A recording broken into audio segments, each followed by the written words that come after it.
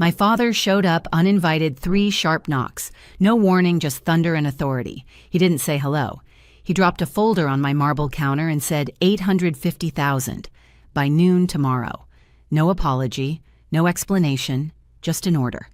And when I opened that folder, I saw my own signature forged in perfect ink. I smiled the way someone does right before cutting a wire. Because that night, I stopped being the family's solution and started becoming their consequence. What happened after still keeps me up sometimes. Before I tell you everything hit like and tell me, have you ever been the one who finally said enough? People like to say family is everything. But in my house, family was a currency, and I was the bank. I'm Elena, and I grew up in a Chicago suburb where appearances mattered more than the truth. My father, Victor Ward, built his business on control. Every dinner was a board meeting. Every favor came with interest. My younger sister, Melissa, learned early how to play his game, all soft eyes, trembling lips, and perfect timing. Whenever she cried, he'd stop the world to comfort her. Whenever I succeeded, he'd warn me not to show off. Our mother tried to balance him out, but after she passed the house, shifted. Silence became the rule, and obedience became love. I was 20 then, already paying tuition with scholarships, while Melissa got a new car to stay motivated. Dad said I was the strong one. What he meant was you can handle being used. Fast forward 10 years. I had my own consulting firm downtown, glass walls, city view, and a reputation built from 16-hour days and 0 shortcuts. Success didn't make me feel proud. It made me useful again.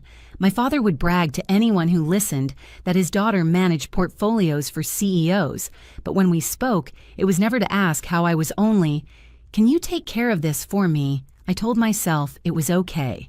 It was family. And family always comes first, right? Then came the night that cracked everything open. It was early winter, one of those Chicago nights when the wind cuts straight through your coat. I was finishing a report when 3 knocks hit my door hard, deliberate like a verdict. I opened it, and there he was, Victor Ward. Gray hair, slicked back suit, immaculate, holding a folder so thick it bent in his hand. He didn't ask to come in. He just walked past me, the smell of expensive cologne following like smoke. Melissa's husband made some mistakes, he said, pacing my kitchen. "They owe $850,000. You'll handle it." I thought I misheard. "Excuse me." He didn't repeat it. He just opened the folder pages of numbers, loan documents, receipts, and then at the bottom, my name, my signature. Except it wasn't mine. For a moment, the room tilted. I stared at that neat black ink and realized he'd forged it. My own father had used my name, my credit, my reputation to guarantee Melissa's debts. He kept talking, explaining, justifying, until the words turned to noise. I remember his tone more than his sentences, that old authority that didn't need my consent. "Family doesn't turn its back when things get hard," he said finally, and I smiled, a small, quiet smile that made him step back without realizing why, because for the first time I wasn't afraid to lose them. That night, while the city hummed below my window, I poured myself a drink, stared at the folder and whispered, "All right, Dad, you want control. Let's see what happens when I take it back." The next morning, my phone lit up before sunrise. Melissa, then Dad, then both. I didn't answer. I just watched the names flash and fade until the screen went black again. When I finally called back, Melissa's voice trembled like a rehearsed song. "Please, Lena, don't be mad. Derek just made a bad investment. We'll pay you back. We'll pay you back." The same words she'd said when I covered her tuition, when I bought her first house, when she maxed out their joint credit card by accident. "Melissa," I said quietly. "Dad forged my name." She went silent for a beat. Then she whispered, "He did it for us. You know how he gets." That sentence stuck to my skin like oil. You know how he gets. As if manipulation were a personality trait, not a choice. By afternoon, Dad showed up again, this time at my office. The receptionist looked terrified as he marched in. Coat unbuttoned, tie, loosened, pretending he owned the place. 850 by noon, he said, like we were in a boardroom. Those people aren't patient. I looked around at my staff, pretending not to listen. My face burned. "You don't get to threaten me here," I said. He smirked. "You've got the money, Elena. Don't make me remind you who raised you." That was the moment something shifted. The humiliation, the control, the lifelong conditioning, all of it condensed into one sharp, steady breath. I wasn't angry yet. Anger comes later. I was awake. After he left, I sat alone in my office. Lights dimmed the city outside, wrapped in fog. I thought about every time I'd saved them, every check I'd written, every thank you that really meant "you owe us more." And suddenly, the guilt I'd carried for years cracked open. Beneath it was something colder clarity. That night, I drove to my mother's old house, the one Dad kept locked but never sold. The key still worked. Dust floated in the flashlight beam as I walked through rooms that once smelled like cinnamon and Sunday dinners. On her desk sat a small wooden box. Inside were her journals, her handwriting neat and certain. Kindness without boundaries becomes servitude. I closed the lid and smiled. By the time I stepped back into the cold, the plan had already started forming, precise, deliberate, inevitable. The next 48 hours moved like a storm that only I could hear. Outwardly, I was calm, answering emails, drinking coffee, showing up at meetings. Inside, every word my father had ever used as a weapon replayed in perfect clarity. Family comes first. Don't embarrass us. You're the strong one. It all sounded like a single command obey. Not this time. That night, I called Claire Nguyen, my attorney, and the one person who knew what my silence really meant. "I need to lock everything down," I told her. She didn't ask why. She just said, "Quiet or public quiet," I replied. "For now." Within an hour, the firewall went up. Every trust account and property Dad had linked to my name was frozen. I revoked his signatory rights from the family foundation he'd attached to my Social Security number for convenience. The word tasted bitter now. While the documents processed, I started building my own. I scanned receipts, tuition, wedding costs, mortgage payments, transfers labeled temporary help, each one proof that I'd been financing their comfort for years. I didn't realize until then how thick the pile would be. Claire called again near midnight. "You're sure about this? Once it's done, there's no going back." "I'm already gone," I said. The next morning, I packed a plain cardboard box. Inside, copies of every wire transfer, property, deed, and loan note. On top, a printed message. "You taught me control, Dad, but control without honesty is manipulation. This isn't revenge, it's accountability." When I sealed the box, the sound of tape cutting through air felt like punctuation at the end of a long sentence. At dawn, I left it on the foyer table, right beneath the portrait of him shaking hands with a governor, the same smile he used when cornering people. I stood there for a full minute staring at the photo, remembering how proud he'd looked when Melissa married Derek, how he'd called her my delicate one, and me, my insurance. By the time sunlight touched the skyline, my bags were packed. Passport, laptop, one photo of Mom and me at the lake. I booked a one-way flight east. No goodbyes, no explanations. When I closed the apartment door behind me, the silence felt different. Alive, charged like freedom, waiting for confirmation. 12 hours from then, Victor and Melissa would stand on that same doorstep demanding money, and all they'd find would be that box, my final gift, wrapped in truth. At exactly noon, my building's doorbell camera caught the first shadow. Victor Ward didn't knock. He announced himself the way men who never hear no do. His reflection flashed in the brass door handle. Jaw-tight coat, immaculate, the same arrogance he'd worn my entire life. Behind him, Melissa shifted her weight from one heel to the other, eyes red, face powdered to hide the wreck. "Open up, Elena." His voice cracked through the intercom. We had an agreement. He pounded the door again. The camera picked up every echo, every vibration against the silence I'd left behind. Then he saw it, the plain brown box sitting neatly on the marble floor inside, visible through the glass panel. My handwriting clean and even stretched across the top, Victor Ward. Melissa leaned forward. "What's that?" He frowned. "Probably a note." "She's being dramatic." He tried the handle locked, of course. Then, like control itself demanded submission, he pulled a small metal tool from his pocket. My father had always believed every door would open for him eventually. When he stepped inside, the camera blinked red. He set the folder he'd brought his copy of the debt on the counter beside the box. Then he tore the tape open. Papers spilled out like confession. Wire transfers, signed checks, copies of every payment I'd ever made on their behalf. The deeds to Melissa's house and Derek's failed business, all under my LLC. A printed email trail between him and a broker approving a forged signature mine. "What the hell is this?" he muttered, flipping pages faster. Melissa hovered behind him. Is she suing us?" He ignored her. His fingers trembled. The man who built empires on intimidation was finally holding proof of his own collapse. Then he found the USB drive. Small, silver, marked with a single word, "Listen." He plugged it into the small Bluetooth speaker on my counter, the same one he'd once called a waste of money. My voice filled the room low and steady.